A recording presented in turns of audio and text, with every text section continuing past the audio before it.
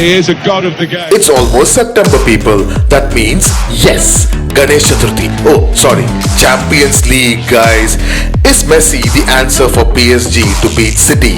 Is it going to be M&M at PSG or BBM at Real Madrid? Is Liverpool Chelsea going to be one of those overhyped boring games? And does anyone think Arsenal has any chance against City?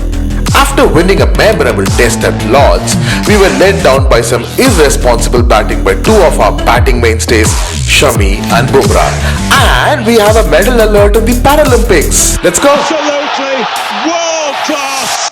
Hello and welcome everyone to episode 27 of Sports Charcha, and to discuss all the sporting actions that happened during last week and this week, let's welcome Ishan to the stage. Hi guys, I hope you guys like me and Bala are feeling a little nauseous with what's happening on Twitter. We are excited to talk about it. I don't know, the news might change post we talking about it. That's how it is right now. Yeah, man. Ishan is talking about the transfer saga, the ongoing transfer saga. Today is 27th of August, Friday, 8 p.m. Indian time, obviously. So that means there's still about 4 to 4.5 days left for the transfer to complete. But the news that's been occupying every single Twitter channel, every single news channel was Ronaldo's move to either of the Manchester clubs. Like, we don't know. In fact, till today afternoon, it was all Manchester City. But suddenly in the last 2 hours, we are getting reports through Twitter and through semi-reliable sources that United could swoop in. But let us all go to the beginning point, like where it all started, how it all started. Let's start with the transfer request placed by Real Madrid on Kylian Mbappe, which I believe at some level triggered this Ronaldo move also. I tend to agree with you. I think what Real Madrid actually did was, I think, show Europe and most of the footballing world that they still exist. They could have easily gone for Kylian Mbappe next season, actually in 4 months, when they could have signed a pre-agreement where Mbappe could have gone for freeze, because Mbappe wants to go to Real Madrid. There wouldn't have been a challenge. But Real Madrid wanted to show the strength that, you know, we will get somebody when we want somebody, and we want him now. And I think it's I don't know, I tend to not agree with that tactic, because why spend 180 million on a player when you can get him for free? But everyone has their own battles to win, I guess. And you're right, this probably triggered like a lot of, you know, backlash, a lot of trickle-down effects in other clubs, other big clubs in Europe, especially when you look at, you know, PSG, City. And yeah, this might have triggered it. Ronaldo said, okay, I'm not getting enough attention. चलो मैं भी कुछ करता है, Messi हो गया, Ramos हो गया, अभी मेरे को कोई भाव ही नहीं दे रहा है. मेरा like Italian league is not even being broadcasted to most of the world. Let me, you know, come back into the news, and that's how I guess it happened. Yeah, exactly. Now, see, to give you guys a quick update, Mbappe, so Real Madrid actually initially placed a bid of about 140 odd million, which PSG immediately rejected. Their sporting director came out and made like this emotional statement that Mbappe hamara ladka hai, we are not letting him go, blah blah blah. And then Real Madrid came back and said, like, theek hai, le lo 180 million. Now tell me, now it seems that PSG are actually ready to listen, they're actually ready to negotiate. So there is the possibility of this happening has actually increased. So that means we may never get to see Messi, Neymar and Mbappe play together. Well, at least not together in a PSG shirt. Now, is that it? Like, I mean, Mbappe, will he start against Celta Vigo if this goes through, like post-international break, or another 1 or 2 more weeks? Yeah, I think if this transfer goes through, it's all set up for the big reveal debut of the new Santiago Bernabeu, and how they want to open that stadium to the fans with a Galactico after many years. And that is Kylian Mbappe. That I think is how Perez thinks.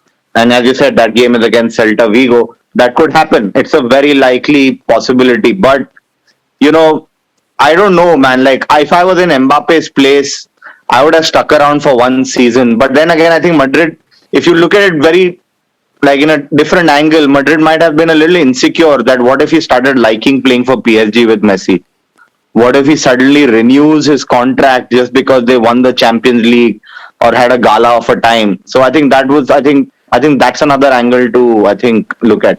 I cannot agree more with you on that angle. Actually, at some level, even I believe that this is Real's like clear intention to communicate to Mbappe that like we want you. Like we are doing everything we can to get you as soon as possible. So that means next season, for example, for hypothetical reason, let's assume that Mbappe is going to stay with PSG this season.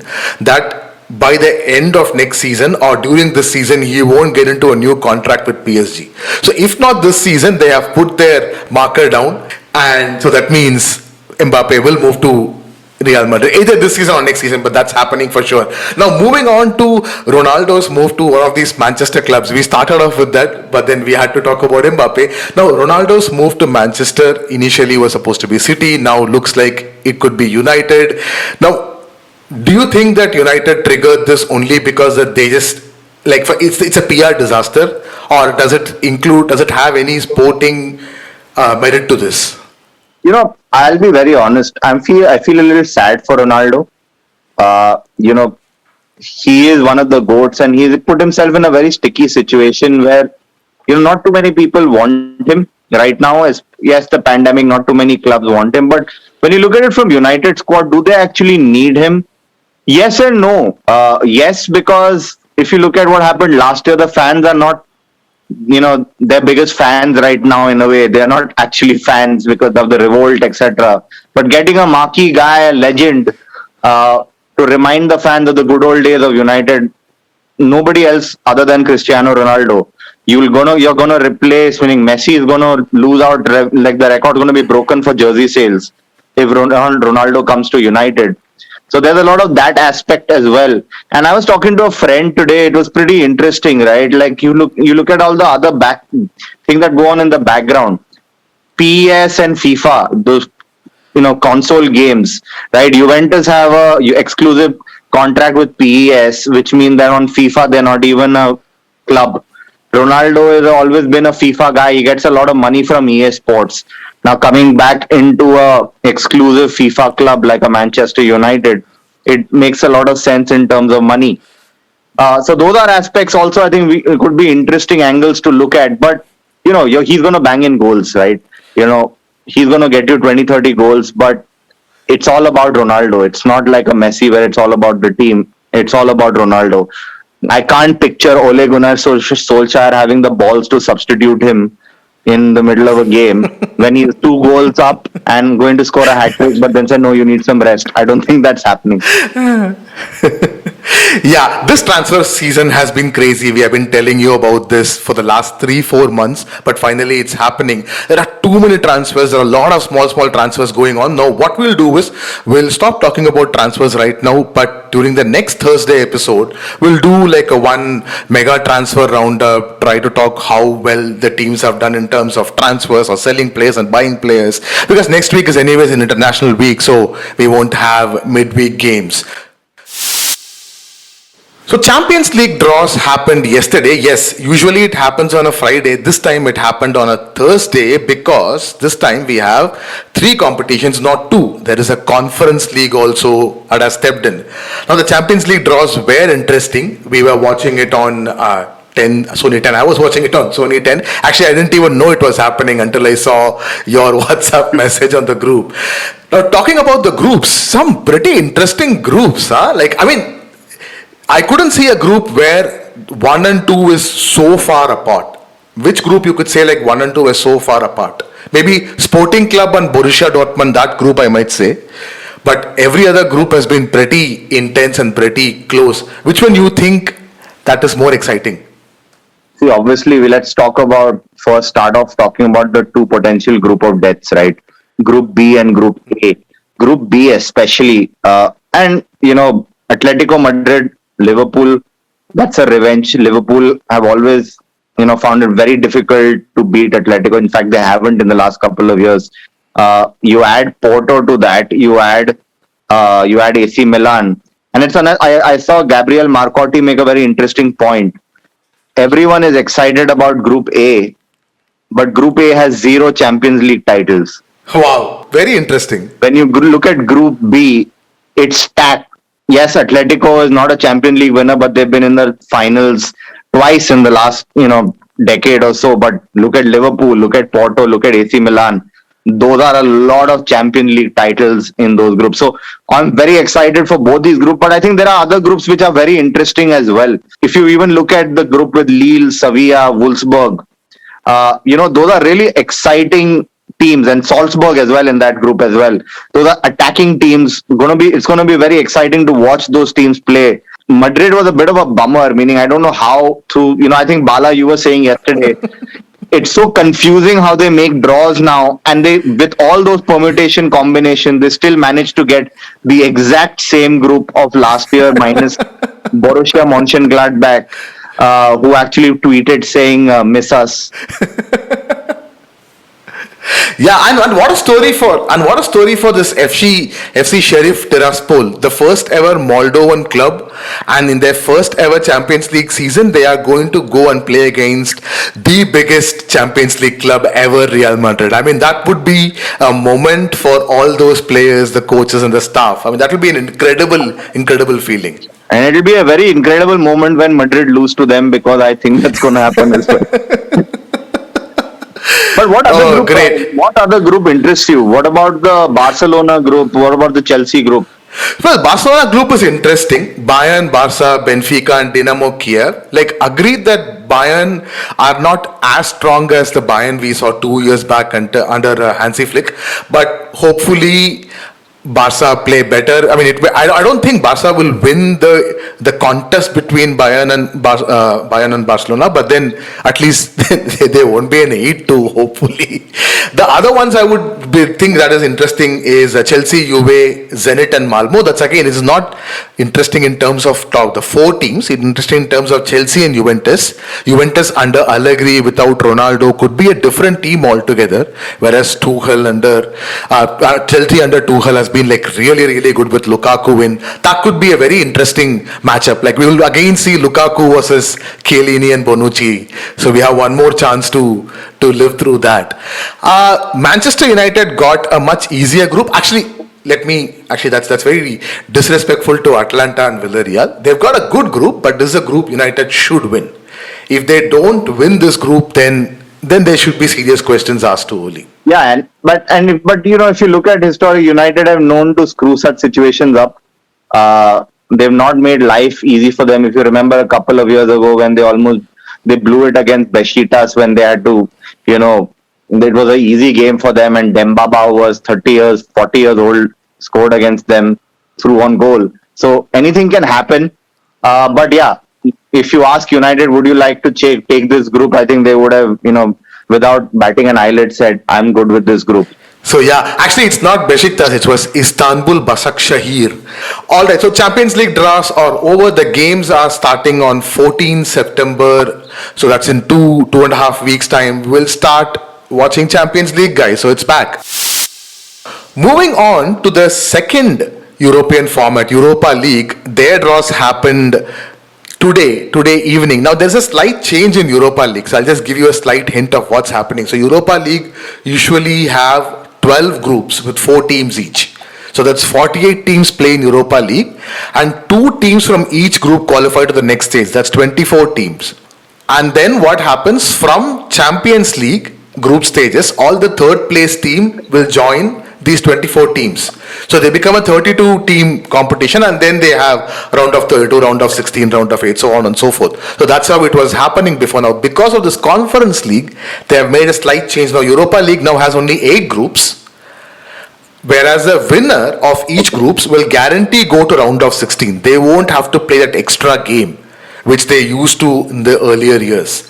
But the second place team will play against the Champions League third place team.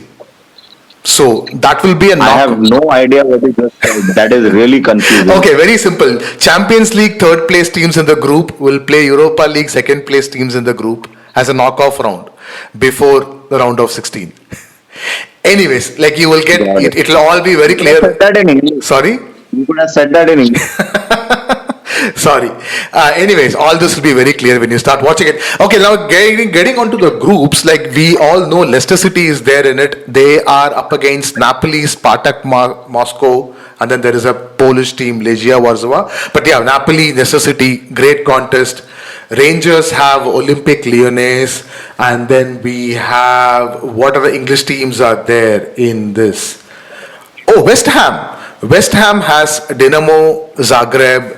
They have Genk. They have Rapid Vienna. So there is no big team as I can see. Napoli looks like the obvious favorites, and there is Monaco and other teams. So we will cover Europa League as it happens. We'll talk about some good games, some great games, and we'll move on from there. The new league that has started, which is the Europa Conference League, their draws are also happened. They also have 8 teams. I swear I have no idea about many of these teams, but some of the big teams, Tottenham are there. They have Rennes, a French club, and then they have a Dutch club, and then they have a Slovenian club.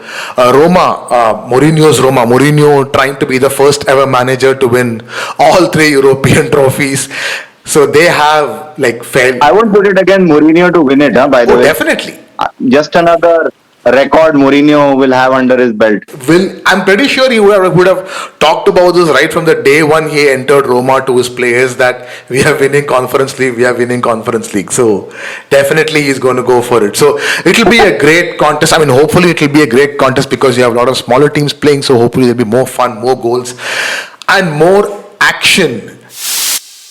Guys, enough of European action. So let's talk about the games from all the 5 leagues that's going to happen this weekend. So starting off with English Premier League, the week starts with, well, we can say a big game, but we all have an idea what's the result is going to be. Manchester City versus Arsenal. Do you think the victory against West Brom 6-0 has made things better for Arteta? No. Okay. Put it very simply, I'm very scared for them. Because Man City were I think pretty disappointed with their first game, and they took it out in their second game. And Arsenal, just because of how they defend, it's a big worry for me, because City, I think it's going to be easier if Arsenal just forfeit the game. It's a default 3-0. I think that's a better scoreline than what might actually happen. Yeah, that is a scary game, but I still believe, like, if the result is anything less than a 2-0 or a 2-1 or something like that, Arteta will be given a chance. But if it's anywhere over like 3-0, 4-0 final, then, as I said, see, I'm again, guys, we are not saying that we want Arteta to be fired. In fact, I honestly believe that he, at this point of time, is the right choice. He's going to take time, but the board needs to stick with him. But we have seen how Arsenal board have taken decision over the last 3-4 years. So based on that, we assume that any big loss here, and let's say if he is not able to win 1 or 2 games after this, it could be curtains for Arteta. Great. Now, talking about the next biggest game of this weekend, or probably I would say when it comes to the title race, this is an early ripper. This is happening Saturday night, 10 p.m. Liverpool versus Chelsea. I mean, we knew that these two are very good teams, but based on the way they played their first 2 games, like, this is a real contest. This is a big contest. I agree. And meaning, I feel it's going to be quite a dull game, though, just because it's big.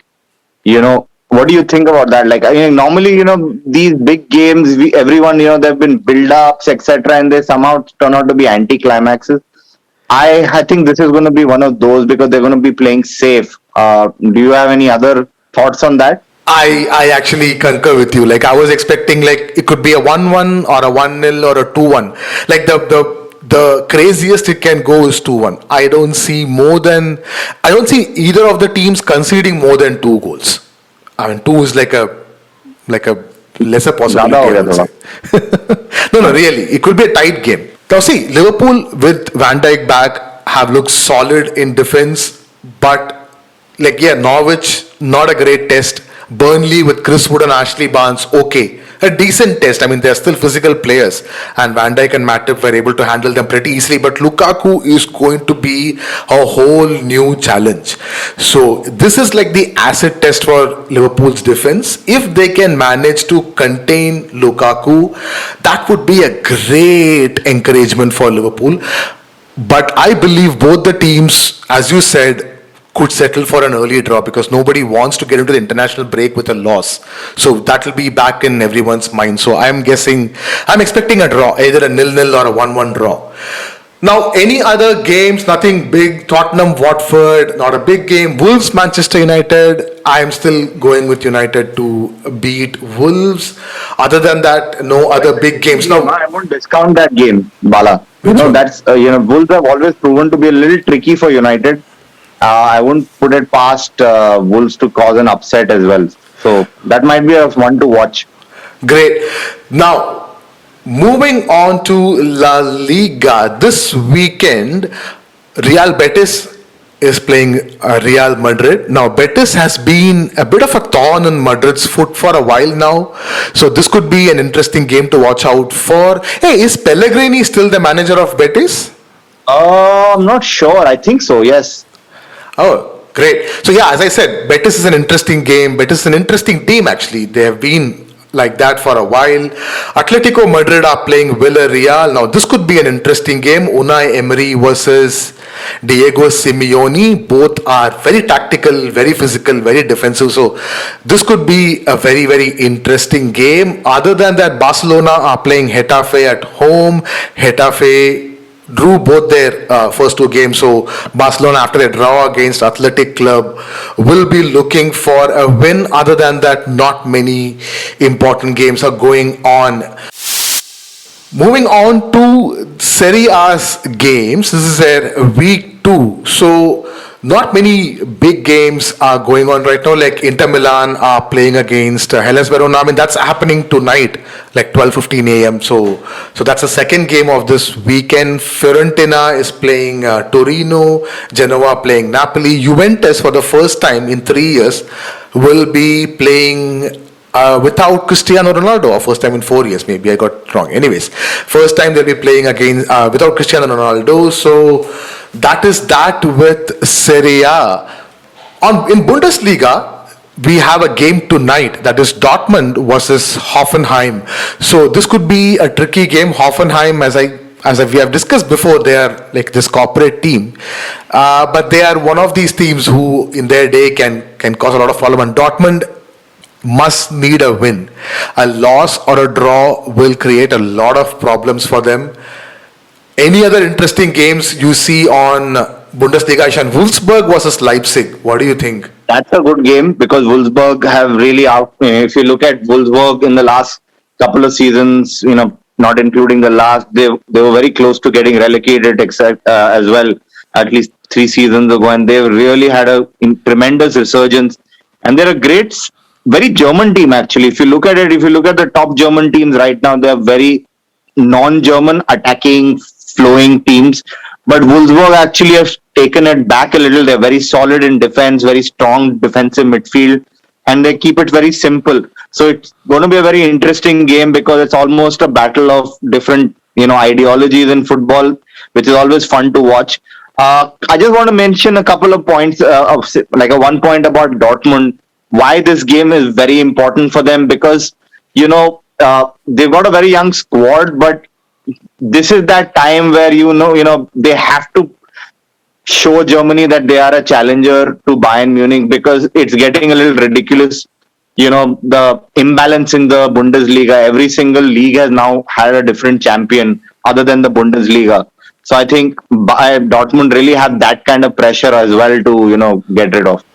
Yeah, so that's a great game. So look forward to that. Bayern versus Hertha, and that's about it for Bundesliga. Now, this could be the big week in France, guys. This could be it. This could be the week where we could see Messi for the first time in PSG's colors. Some of the reports I read said that Messi could start as a substitute and might come during the second half against Reims. Now, this is not happening in Parc des Princes, this is not happening in PSG's home. But other than that, there is Marseille, after their eventful game last week against Nice, they are playing Saint Etienne. Saint Etienne has been this one of this traditional club who always do sixth or seventh or fourth or fifth kind of club. So that could be an interesting game. Any other interesting game you see in Ligue 1? I don't care about any other game. I'm just excited to potentially see Messi play, and he might actually have to start if Mbappe is taken a flight to Madrid. So because Icardi is injured, they don't have forwards left. So you might actually see Messi start as a false nine. Pochettino likes that formation. We all know that. So I'm really excited because that's something. Messi in a non-Barca jersey playing. Hello, I would love it.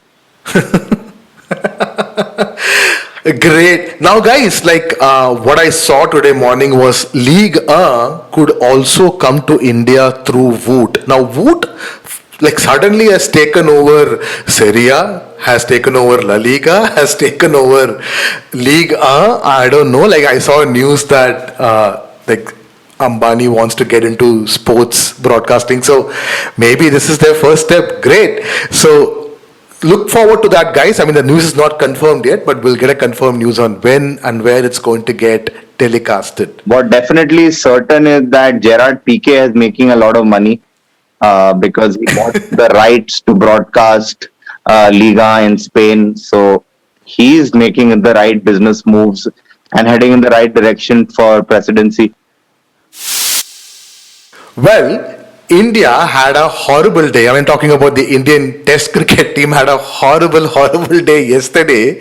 The beginning of the third test against England, after an exciting and a brilliant victory against them at Lord's, India came into this test match with lots of positives. English team going through all those controversies.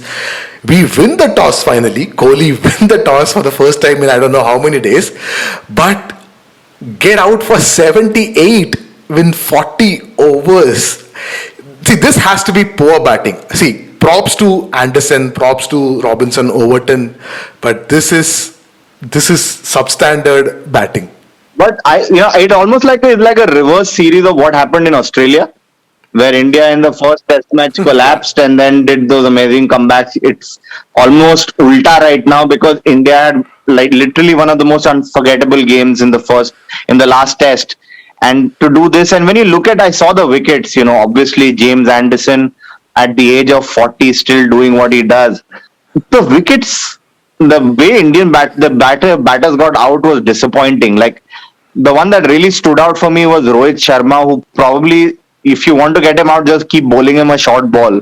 He'll get out guaranteed. He tried pulling the ball and the ball didn't almost landed in front of the main umpire, which is a little embarrassing. But what do you think has happened to our main man, our captain? What has happened to Virat Kohli? Oh man, right now as it stands, India are playing the second innings, 46 overs, 112 for 1. That's why I am a little calm right now. If that was bad, this would have been like a 2-3 minute continuous rant.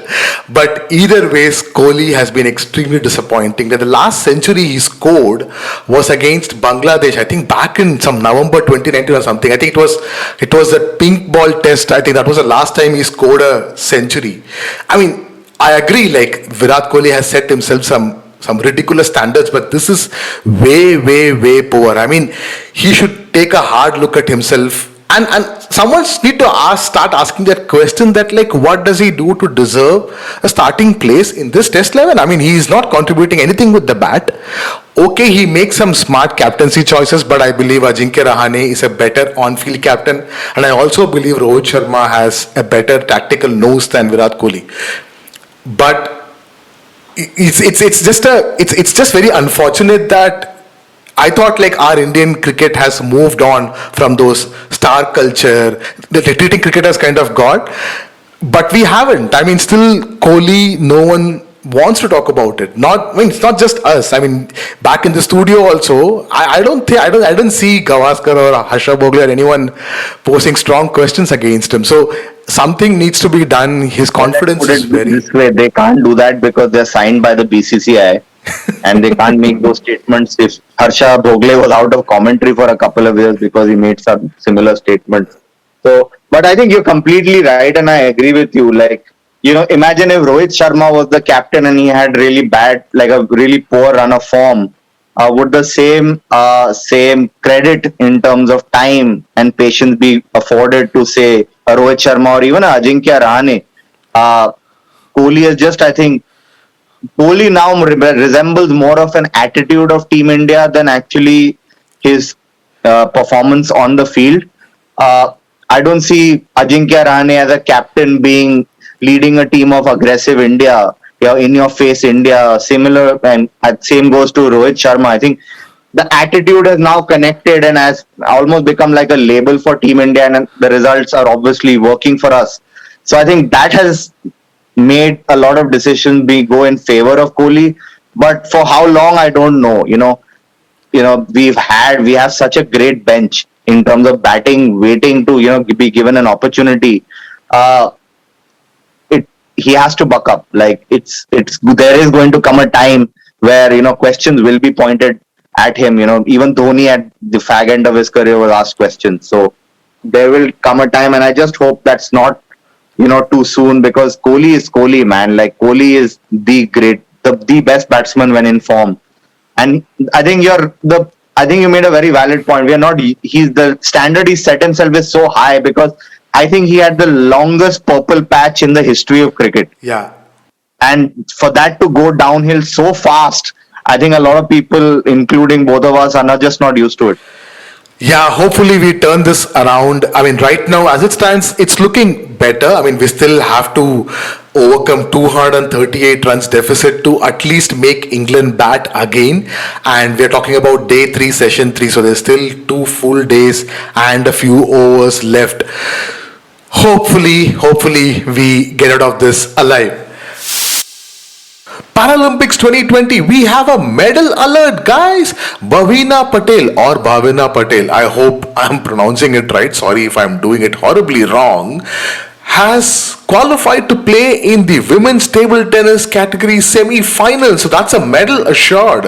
So by the time you're listening to this, hopefully she has either won the medal or at least has reached the finals. So all the best, Bhavina. Go for gold. In other events in powerlifting, Jaideep and Tekchand in men's shot put, both were unable to turn their very good performances into medals, but we still have more athletes competing for medals, and all the best to every one of you, especially to you, Bhavina. Alright guys, that's about it for this week's episode. Now when we come back on Monday, we'll discuss about the weekend games. We'll discuss about what's going to happen in F1. The Belgian Grand Prix is starting. So we'll discuss that, and we'll give you more Paralympics updates as it comes. So until then, it is bye from Bala. And bye from Ishan, guys. Ronaldo to United, come on. Thank you everyone for listening. If you enjoyed what you heard, please make sure you hit the subscribe button, and also please, like they're literally begging, to rate our podcast on whichever app you're listening to. It not only helps us, but also new listeners to easily find our podcast. You can also reach out to us on Twitter @SportsCharcha. A big shout out to the Jam Room Audio for our theme music. You can follow the Jam Room on Facebook @the Jam Room Audio. Bye.